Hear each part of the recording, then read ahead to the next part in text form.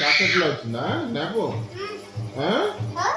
చాక్లెట్లలో వచ్చిందా పురుగు అక్కడ నుంచి వస్తుంది. కలర్ మారుతుంది. బ్లూ బ్రౌన్ అవుతుంది.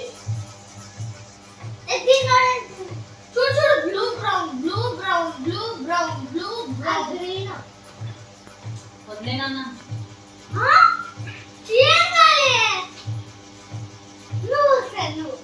నాకు భయంరా సచ్చింది.